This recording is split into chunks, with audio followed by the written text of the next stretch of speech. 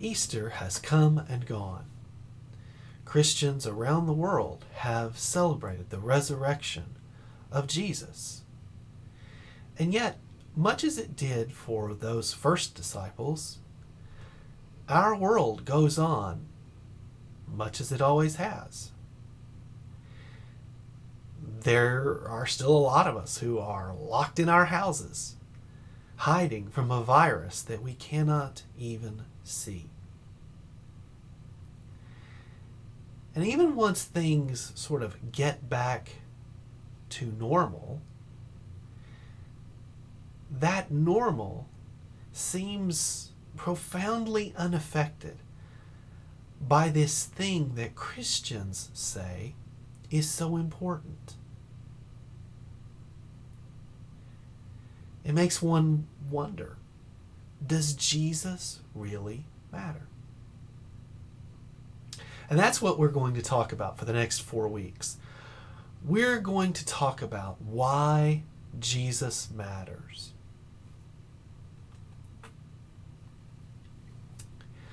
You'll see this is our text for today. Now, this time I've used the New International Version.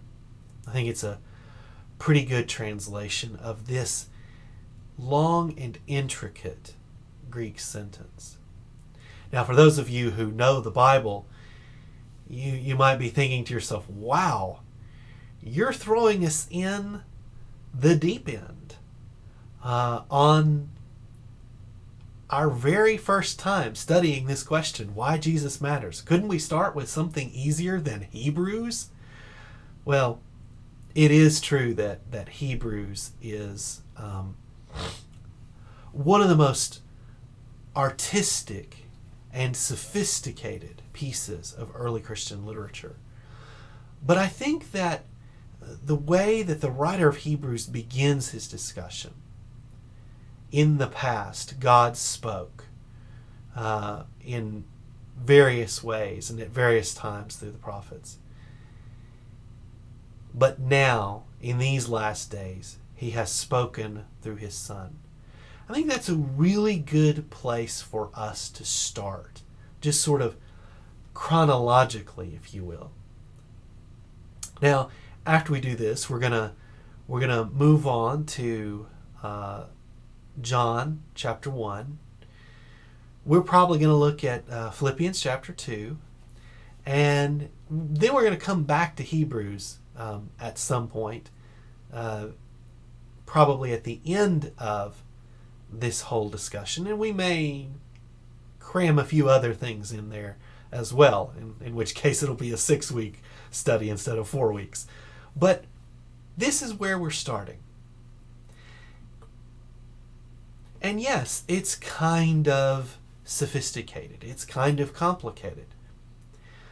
But one of the great things about teaching the Bible is that it gives me an opportunity to sort of untangle some of the tangled mess that is in our minds about these biblical passages.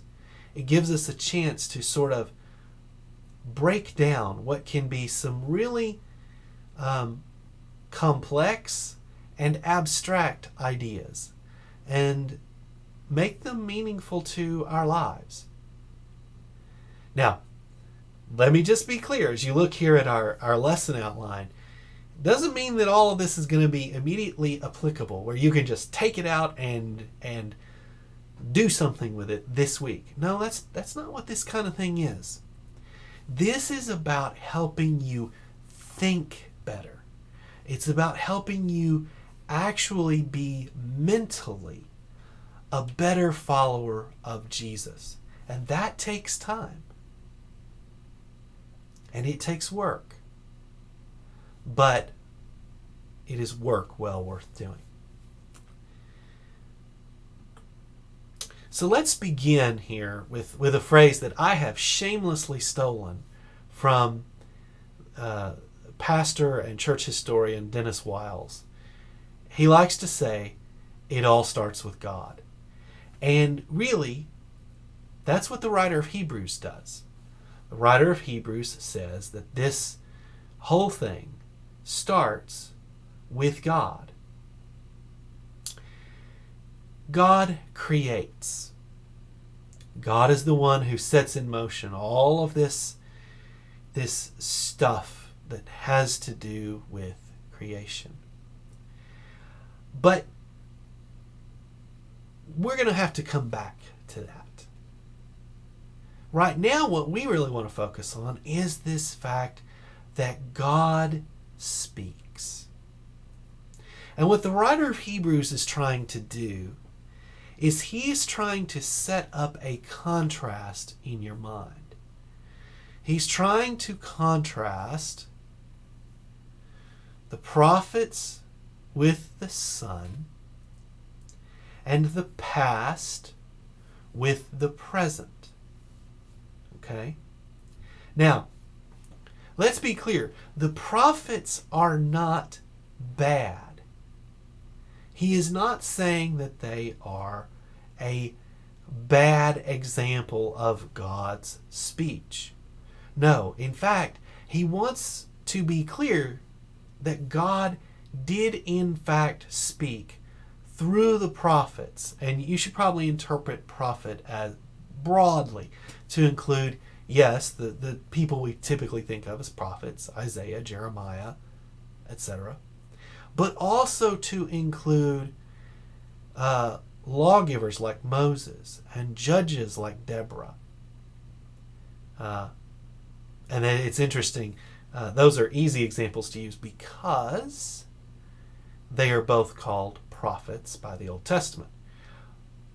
And so they kind of serve as a doorway for us to explore, oh, so God spoke through these other people too. He spoke through David. He spoke through Esther. He spoke through Ruth. He spoke through Samuel. He spoke through lots of different people.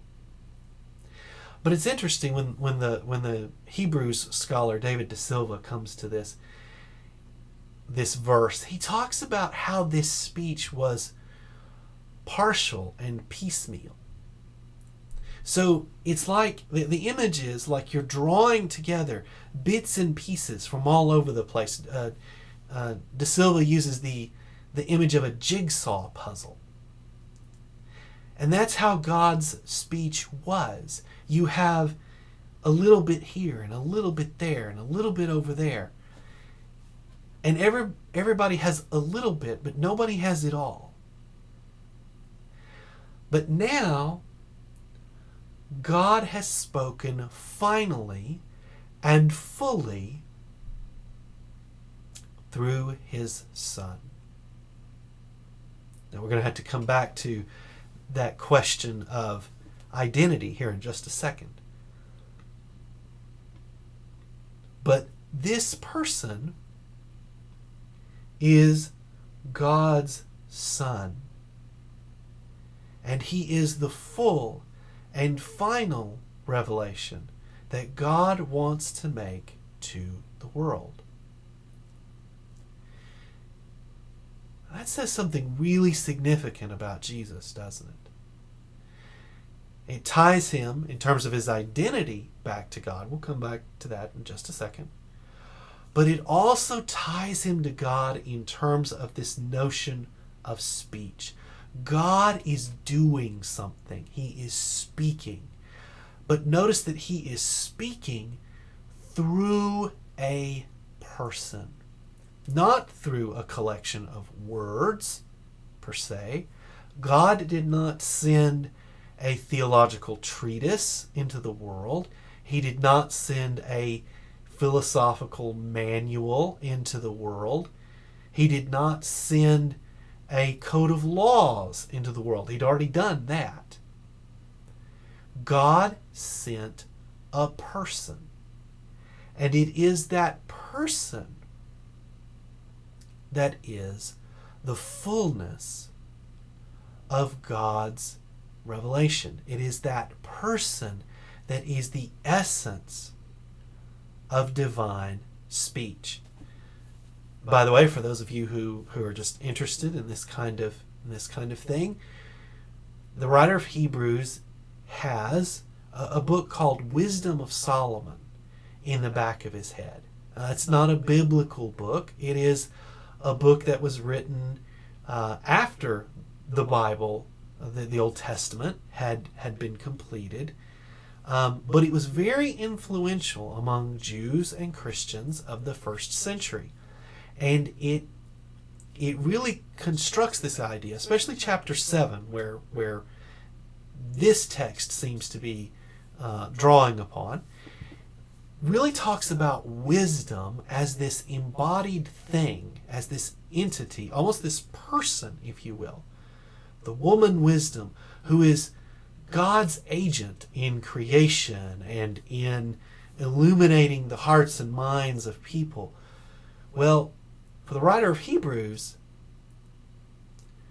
the wisdom of God is in fact God's own Son. It is not actually, of course,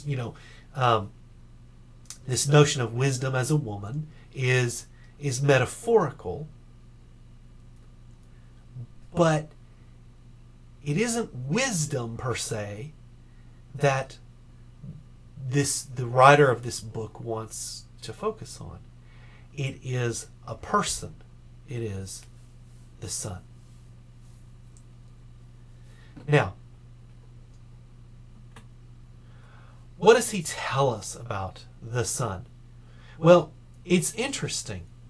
The writer of Hebrews really focuses on this point of identity. And so much so, in fact, that he doesn't actually use Jesus' name until halfway down into chapter 2. He keeps talking about the Son, the Son, the Son. He really wants you to get in your head that this person is deeply and intimately related to God. But there are some other things that he says about this person's identity. For one thing, this person is the intermediate agent through whom everything was created.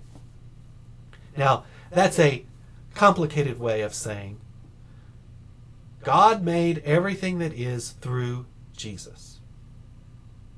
Now, we don't really think that way a lot of times. We don't kind of talk that way. But, one of the old presidents, I think it was Harry Truman, said, the buck stops here, right?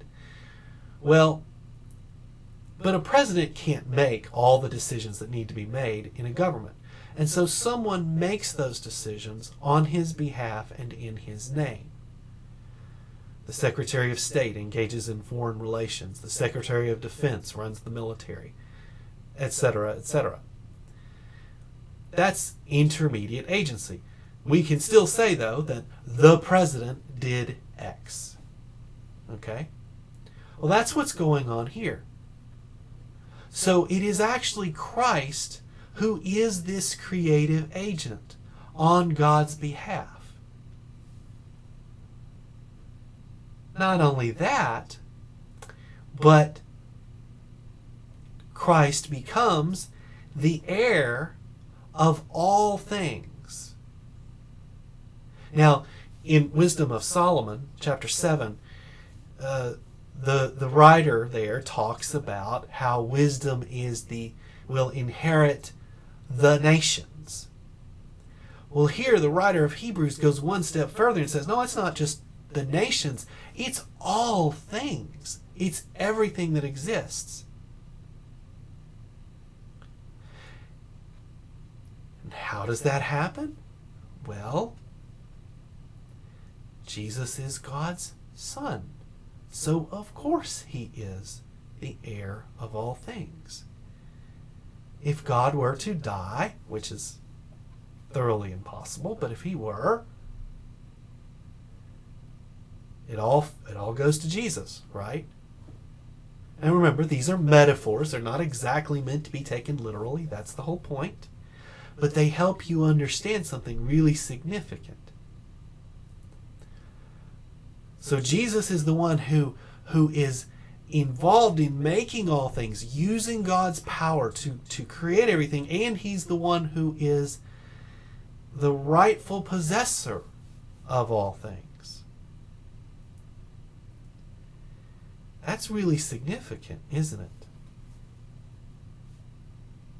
It says something about where Jesus is vis-a-vis the rest of creation. He is not part of it. He is separate from it, just as God is. But the writer of Hebrews goes on to say a couple of other things. He describes Jesus as the radiance of God's glory. And as the NIV puts it, something like the exact representation of his nature. The Greek word in there is the same word from which we get our English word character. It's one of its uses was to make an imprint of something. So you take your signet ring, you'd stamp it into a wax seal while it was still warm, and now your signet is on that seal. Looks just like your signet, right?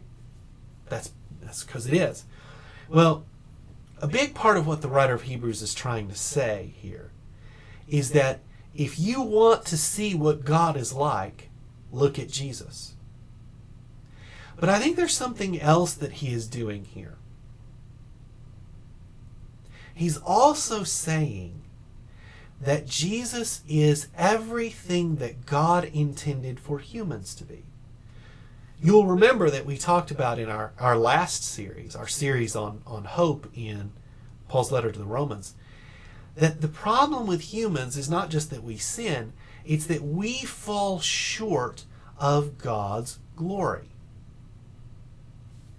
And in falling short of God's glory, we fall short of what God intended us to be. He intended us to be a living manifestation of his character and even of his presence. So, Jesus, in being all that he is in terms of a real manifestation of who God is, also becomes everything that we as humans are supposed to be. So that's who this Jesus is. And in light of that, the writer of Hebrews talks about the power of the Son. Now you notice here I've procured a picture off the internet that depicts the mythical figure Atlas, the Greek mythical figure Atlas, holding up the world. And there's this story of how Atlas is destined by Zeus to have to hold up the world, right? And there's all this drama with Hercules and blah blah blah blah blah. Well, it's a really interesting picture because you see, we've already said that Jesus is responsible for making the world, but not only that, he sustains the world. He sustains the cosmos, the universe, everything that is, by his powerful word. See, now we're down into verse 3. That is real power. It's not done through an act of strength. It is done simply because he speaks it. And that word is power. You see, we don't show real power, or anyone else for that matter, we or God or whatever, in the things that we strain to do. We show our real power in the things that are just easy for us. Think about it this way. You have a little child, a son or a daughter. They think dad can do anything. Why? Because dad bends down, picks them up, throws them up in the air, and it's just nothing to him. So dad can do anything. Well, that's the measure of Jesus. He can do so much. And he can do it simply through his spoken word. But verse 3 also tells us about the work of Jesus. And here we have a cute little lamb. And in other places, the scripture will tell us that Jesus was the Lamb of God who took away the sins of the world. That's how John describes Jesus. Well, it's an appropriate description, because what does Jesus do? The writer of Hebrews tells us that he arranges for the purification of sins. And he will spend much of this document explaining how that takes place. Chapter 7, chapter 8, chapter 9, chapter 10. He comes back to this issue again and again. Jesus is this wonderful high priest, he'll tell us later. But he is this high priest who offers his own blood and accomplishes the taking away of sin. Not just the covering of sin, although it does that too. He accomplishes the cleansing of sin, the removal of sin. So, of course, yes, that has the idea of forgiveness to it. But it has an even deeper and greater meaning. He talks about cleansing the conscience of worshipers later in this document. And he talks about how these believers can live, is the image, really without making sin a major calculation in their life. That's what it means to be, in Paul's language, free from sin. And that's the kind of purification that the writer claims Jesus has accomplished. And then in verse 4, what the writer does is he talks about the honor of the Son. Now, honor is not something that we talk about a lot in our cultural context. If you grew up in the southern United States, you lived, especially if you were in a rural area, you lived in an honor-shame culture, what anthropologists call an honor-shame culture. But we still don't use that language. And the more urban you are, the less that you're used to thinking in these terms. But in the culture in which this document was written, honor was everything. And honor is really how other people see you. It's the positive disposition or positive perceptions that other people have of you. They have a perception that you are good. They have a perception that you are virtuous. They have a perception that you are skilled and beneficent and powerful and all those good things. You see, we tell kids all the time, and it's understandable why. We tell them, don't worry about what other people think of you. All that really matters is what you think of you. Well, that would have never made any sense to anybody in the ancient world. They knew better. They knew that it matters what people think of us. But here's the interesting part of the way that the Bible handles honor. Honor is imparted from God primarily. Now, we are supposed to honor one another. We're supposed to honor our parents. We're supposed to give honor to other people, including kings and other rulers who deserve that honor. But honor comes first and foremost from God. And it shows that the person who is honored has an elevated status. And there is no more elevated status than the one who sits on the throne. The one who sits next to the throne.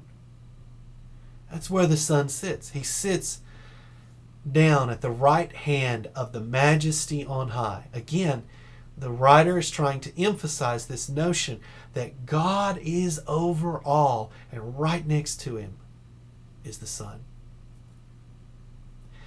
Now, there's a corollary to this, though, that we need to be aware of, and it's simply this: honor is contagious.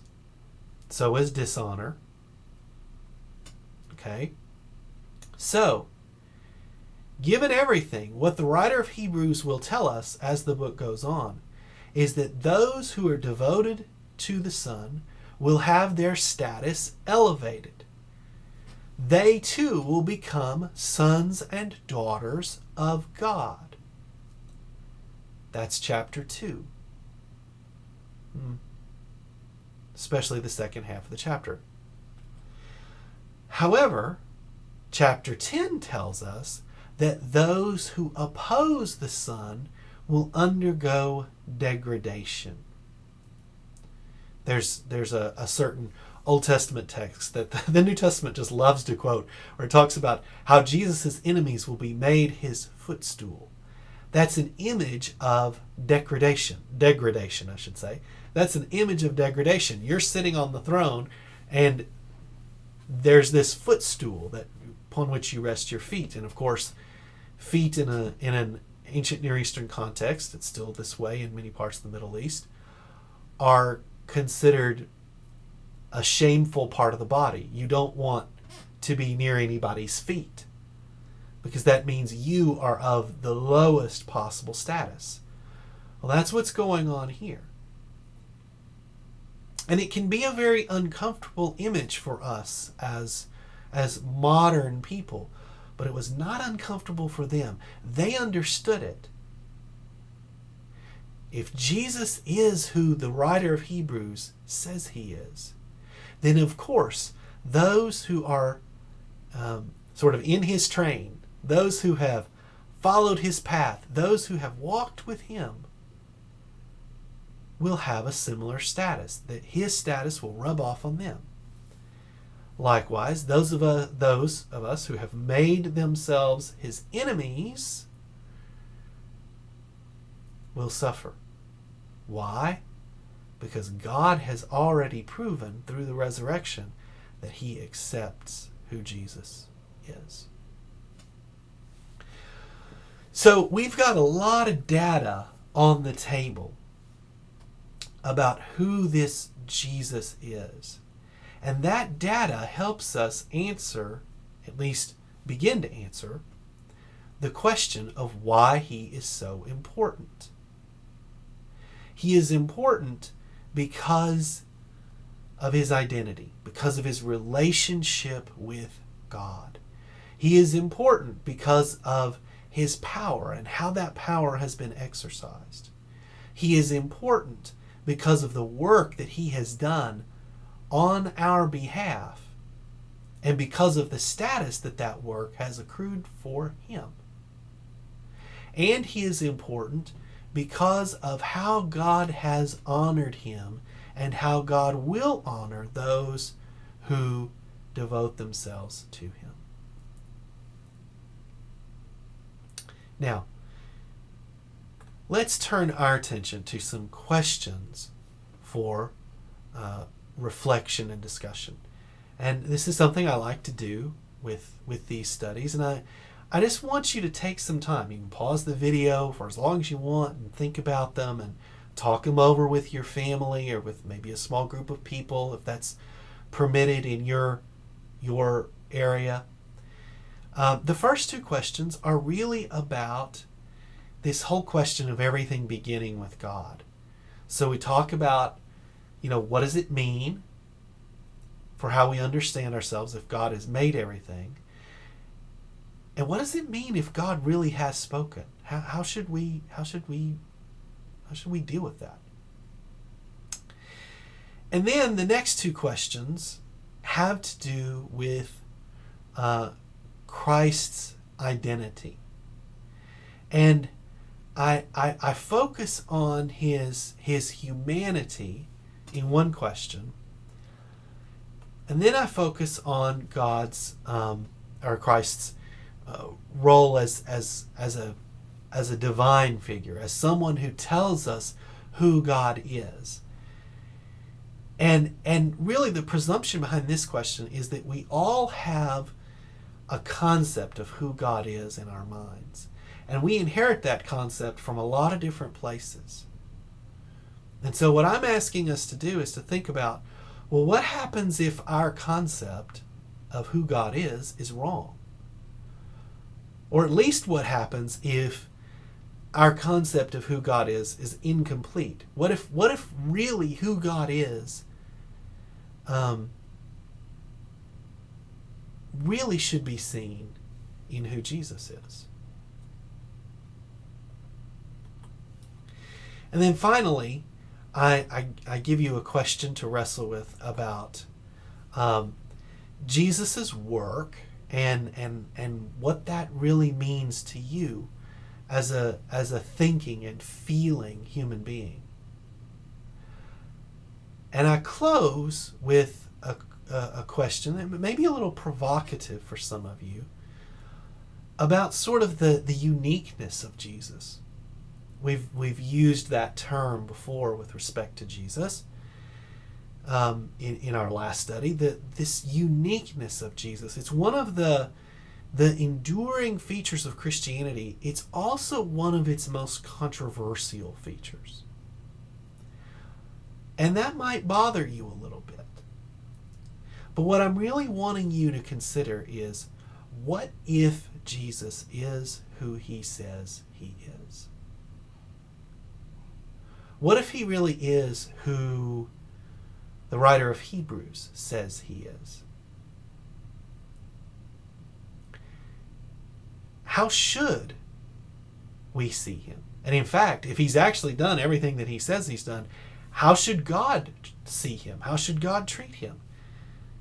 It's an important, and I think, as I said before, provocative question. And I hope that you'll wrestle with it a little bit in your own mind and with your family and friends. So this is what we're talking about this week. We're talking about Hebrews 1 through 4. Next week, we're going to turn our attention to another really well-known and really important passage about the Son. We're going to talk about the prologue to the Gospel of John. And there we're also going to see some really bold, audacious claims about who this Jesus is. And we're again going to have to wrestle with the question, what if John is right? So I hope that you'll be safe this week. I hope that you'll observe all of the social distancing stuff that's going on. I also hope that you'll connect with your family and friends as much as you can. And I hope you'll join us again next week as we consider this question, why Jesus matters.